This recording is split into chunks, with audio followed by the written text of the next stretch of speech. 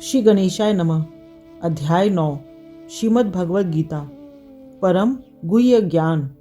श्री भगवान ने कहा, हे अर्जुन, क्योंकि तुम मुझसे कभी ईर्ष्या नहीं करते, इसलिए मैं तुम्हें यह परम गुह्य ज्ञान तथा अनुभूति बतलाऊंगा, जिससे जानकर तुम संसार के सारे क्लेशों से मुक्त हो जाओगे। यह ज्ञान सब विद्याओं का राजा है, जो समस्त रहस्यों में सर्वाधिक गोपनीय है। यह परम शुद्ध है और चूंकि यह आत्मा की प्रत्यक्ष अनुभूति कराने वाला है, अतः यह धर्म का सिद्धांत है। यह अविनाशी है और अत्यंत सुखपूर्वक संपन्न किया जाता है। हे परंतप, जो लोग भक्ति में श्रद्धा नहीं रखते, वे मुझे प्राप्त नहीं कर पाते। अतः वे इस भौतिक जगत में जन्म मृत्यु के मार्ग पर वापस आते रहते हैं। यह संपूर्ण जगत मेरे अव्यक्त रूप द्वारा व्याप्त है। समस्त जीव मुझ में है, किंतु मैं उनमें नहीं हूँ। तथापि मेरे द्वारा उत्पन्न सारी वस्तुएं मुझ में स्थित नहीं रहती। जरा मेरे योग ऐश्वर्य को देखो। यद्यपि मैं समस्त जीवों का पालक भरता हूँ और सर्वत्र व्याप्त हूँ, लेकिन मैं इस विराट अभिव्यक्ति का अंश नहीं हूँ, क्योंकि मैं सृष्टि का कारण स्वरूप हूँ। जिस प्रकार सर्वत्र प्रवहमान प्रबल वायु सदैव आकाश में स्थित रहती है, उसी प्रकार समस्त उत्पन्न प्राणियों को मुझ में स्थित जानो। हे कुंती पुत्र, कल्प का अंत होने पर सारे प्राणी मेरी प्रकृति में प्रवेश करते हैं और अन्य कल्प के आरंभ होने पर मैं उन्हें अपनी शक्ति से पुनः उत्पन्न करता हूँ। संपूर्ण विराट जगत मेरे अधीन है। यह मेरी इच्छा से बारंबार स्वतः प्रकट होता रहता है और मेरी ही इच्छा से अंत में विनष्ट होता है। हे धनंजय, ये सारे कर्म मुझे नहीं बांध पाते हैं। मैं उदासीन की भांति इन सारे भौतिक कर्मों से सदैव विरक्त रहता हूँ। हे कुंती पुत्र, यह भौतिक प्रकृति मेरी शक्तियों में से एक है और मेरी अध्यक्षता में कार्य करती है, जिससे सारे चर तथा अचर प्राणी उत्पन्न होते हैं। इसके शासन में यह जगत बारंबार सृजित और विनष्ट होता रहता है। जब मैं मनुष्य रूप में अवतरित होता हूँ तो मूर्ख मेरा उपहास करते हैं। वे मुझ परमेश्वर के दिव्य स्वभाव को नहीं जानते। जो लोग इस प्रकार मोहग्रस्त होते हैं, वे आसुरी तथा नास्तिक विचारों के प्रति आकृष्ट रहते हैं।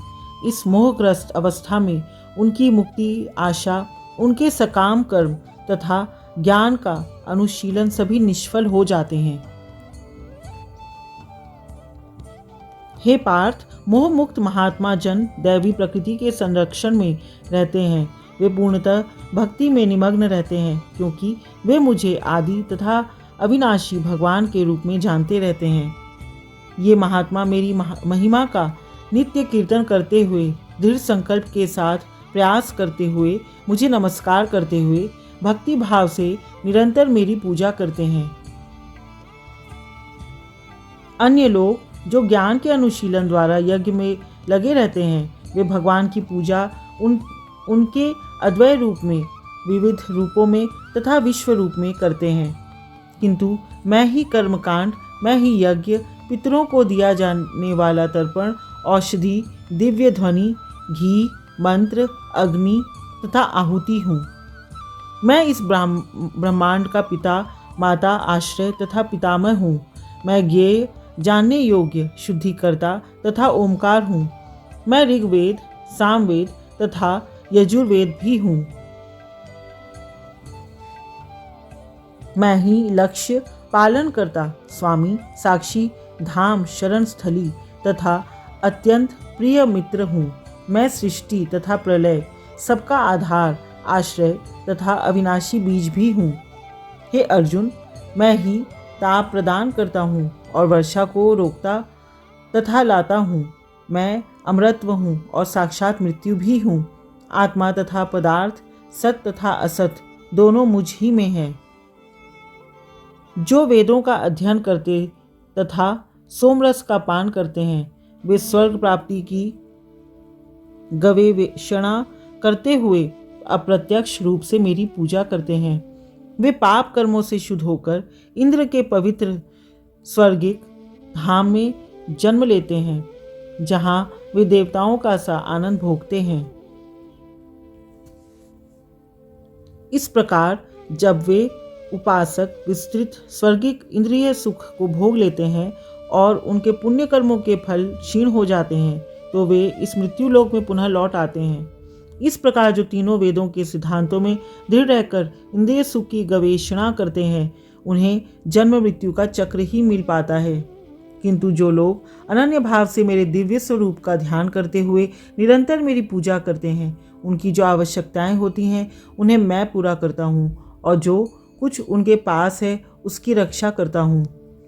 हे कुंती पुत्र, जो लोग अन्य देवताओं के भक्त हैं और उनकी श्रद्धापूर्वक पूजा करते हैं, वास्तव में वे भी मेरी ही पूजा करते हैं, किंतु वे यह त्रुटिपूर्ण ढंग से करते हैं। मैं ही समस्त यज्ञों का एकमात्र भोक्ता तथा स्वामी हूँ। अतः जो लोग मेरे वास्तविक दिव्य स्वभावों को नहीं पहचान पाते, वे नीचे गिर जाते हैं। जो देवताओं की पूजा करते हैं, वे देवताओं के बीच जन्म लेंगे। जो पितरों की पूजा को पूजते हैं, वे पितरों के पास जाते हैं। जो भूत प्रेतों की उपासना करते हैं, वे उन्हीं के बीच जन्म लेंगे। और जो मेरी पूजा करते हैं, वो मेरे साथ निवास करते हैं। यदि कोई प्रेम तथा भक्ति के साथ मुझे पत्र, पुष्प, फल या जल प्रदान करता है, तो मैं उसे स्वीकार करता हूँ। हे कुंती पुत्र, तुम जो कुछ करते हो, जो कुछ खाते हो, जो कुछ अर्पित करते हो या दान देते हो, और जो भी तपस्या करते हो, उसे मुझे अर्पित करते हुए करो। इस तरह तुम कर्म के बंधन तथा इसके शुभाशुभ फलों से मुक्त हो सकोगे। इस संन्यास योग में अपने चित्त को स्थिर करके तुम मुक्त होकर मेरे पास आ सकोगे। मैं न तो किसी से द्वेष करता हूँ, न ही किसी के साथ पक्षपात करता हूँ।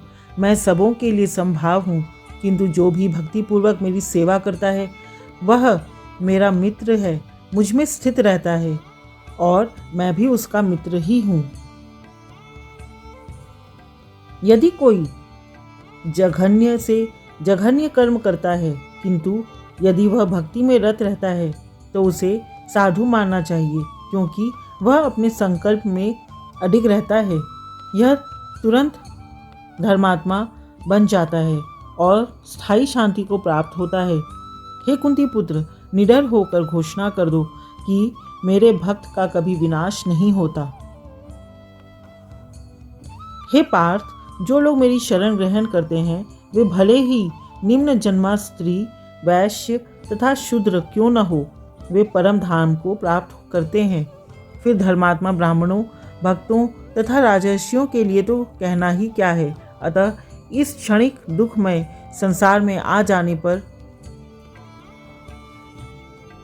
मेरी प्रेमा भक्ति में अपने आप को लगाओ, अपने मन को मेरे नित्य चिंतन में लगाओ, मेरे भक्त बनो, मुझे नमस्कार करो और मेरी ही पूजा करो। इस प्रकार मुझ में पूर्णतया तल्लीन होने पर तुम निश्चित रूप से मुझको प्राप्त होगे।